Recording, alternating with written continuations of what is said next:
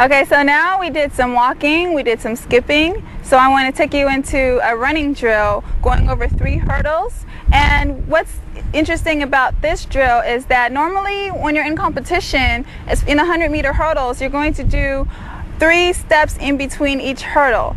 For the women, the hurdles are separated by 8 meters. For the men, it's about 10 meters in between. So ideally, you want to do 3 steps in between each hurdle. But for this exercise, I'm going to actually do 4 steps just to show you that alternating is also an option, and some coaches actually train their athletes to be alternate hurdlers. Especially in high school, you'll notice that for the 100-meter hurdlers, a lot of high school students can do 4 steps in between. And when you get to the collegiate level, that tends to die down and you do 3 steps in between.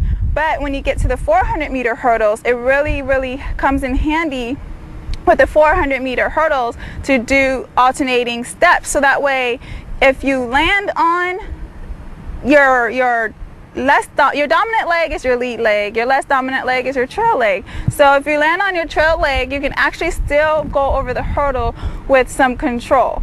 Okay, and also when fatigue hits in, you're not always able to get the same number of steps in between the hurdles as you go around the track. So to be able to alternate helps you, and it allows you cushion and saves you a lot of air time when you're going over the hurdle if you know how to alternate. So what I'm going to do is I'm going to go over the first hurdle with my lead leg, left leg lead. I'm going to do the second hurdle with my trail leg going over as my lead, and then the third hurdle I'll go back to my left leg lead and finish up that exercise. Okay, so that's just going over 100-meter hurdles with alternating steps.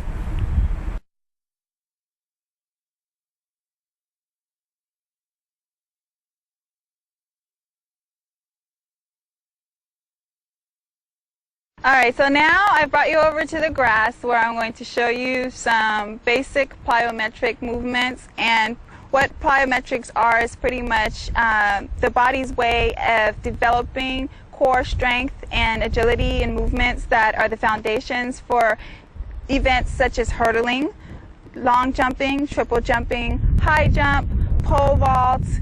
You can transfer it over to volleyball. Volleyball players also do plyometrics. Basketball players, anything that is going to give you that vertical lift and movement, as well as a horizontal motion for events like the 100-meter hurdles, long jump, triple jump. Okay, so the first one we're going to do is called bounding. And what bounding is you're pretty much doing just that. Opposite arm, opposite leg action, where you're going to be, it's almost like a leap, but you're also trying to get a vertical motion as well.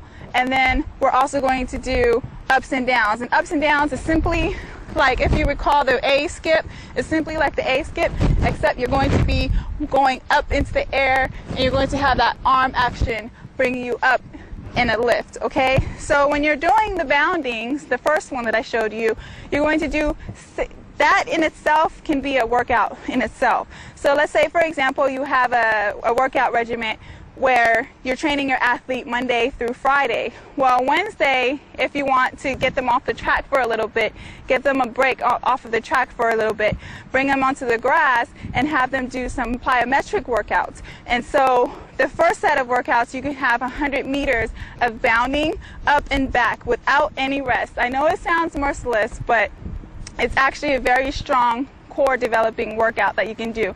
And then with the ups and downs, you really want to do about 40 to 50 meters of that up and back 6 times. And then there's also another set of plyometrics that I will show you on the stairs after this exercise here.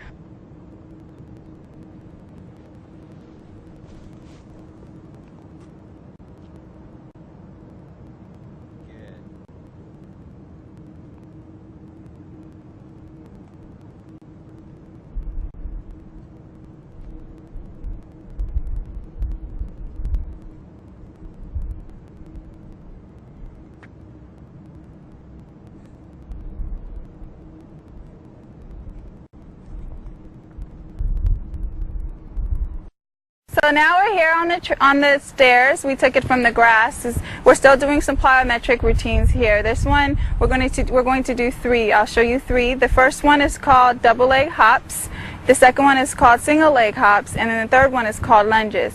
Now double leg hops, And single leg hops is pretty much you're just simply building strength in the legs. You're building power in the legs. You're loading your legs for them to have that momentum when you get on the track.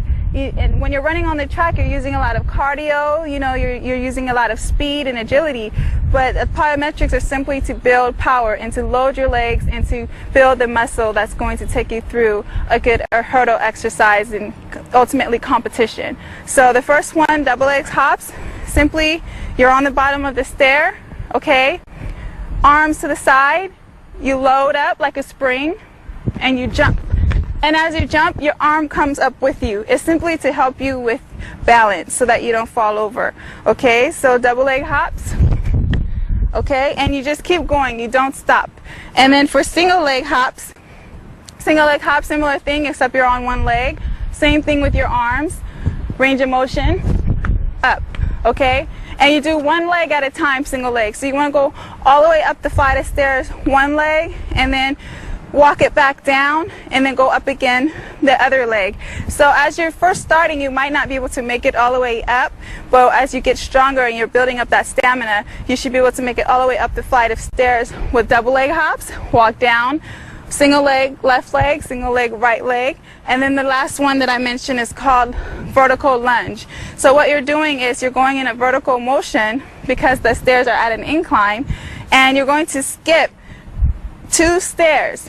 Okay, if you're 6 feet tall, you might be able to do 3, but if you're about average sized person, you want to do about 2 steps. And what you're doing is you're simply building up the muscles in your hamstrings, and your quads are getting a good stretch with the leg that's behind you.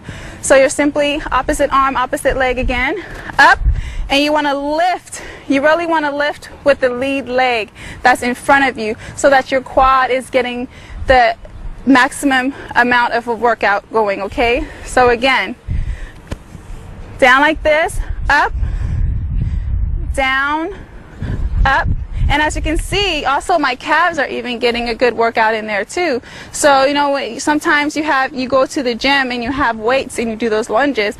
Well, this is in exchange for weights, is when you're doing the vertical motion. You can get that maximum range of motion as you go up, and that will again transfer over to the track when you're running and you're doing your exercises. Okay, so that's double leg hops, single leg hops, and vertical lunge. Before we close out, I just want to emphasize the importance of proper attire that you wear. When it comes to being an athlete and being a hurdler, you can't just jump on the track and just run with it. You have to have the right clothing. As you can see, what I'm wearing today is pretty standard for an athlete who is serious about their workout.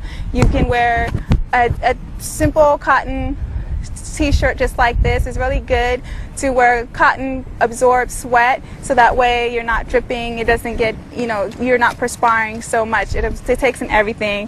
A good sports bra if you're a female that's form-fitting, some decent shorts, or you can wear tight-fitting form clothes. With hurdling, you don't want to have loose clothing to get in your way of going over the hurdle. It can be dangerous. And always wear some good shoes. My preference, I love Asics, I love Brooks, I love Mizuno's. Those are the top line running shoes that I wear. Of course, you have Nikes and Adidas as well. You pretty much have to know the type of foot you have. It's best to go to a store that specializes in running shoes. So what I have on today, I have a pair of Brooks Adrenaline. This is my second pair of these shoes. I found that they're very good for my foot. I tend to pronate, which is a type of running that I weigh my feet turn in as I run. So these shoes are specialized in helping my foot to stay on track as I run on the track. So it's always good to go to a running store and they'll fit you for the right shoes to wear. So that's for attire. Now, for what you put into your body before you come onto the track for a workout is also very important. The last thing you want to do is to come to a practice on an empty stomach. It's very inefficient. It's kind of like going for a road trip in a car that has no gas in it. Chances are it's going to die. So what I have with me here, just for example, are a protein bar and a bottle of water. Very simple. What I do is I eat a protein bar before a workout and always have my water with me. Normally workouts for about an hour and a half to 2 hours, and then I can go after working out and have a good breakfast, or depending on the time of day, a good lunch. So it's just it's important to have food in your stomach so you can have fuel to burn as you work out. Okay, and then lastly, a good stretch. It's good to stretch before a workout and as well as after a workout. I always stretch after a workout as well, because you've really been giving your muscles a lot of work. You've put a lot of stress on your body, and it's always good to take 10 to 15, even 20 minutes to give a good stretch to your arms, your legs, your stomach, your calves, your quads. Break it down and just do it piece by piece. There's videos on good stretches you can do. Your coach might know good stretches you can do, but all of that is really going to determine how good of a hurdler you're going to be. So thank you again. My name is Saida Rafael, and I am an expert hurdler.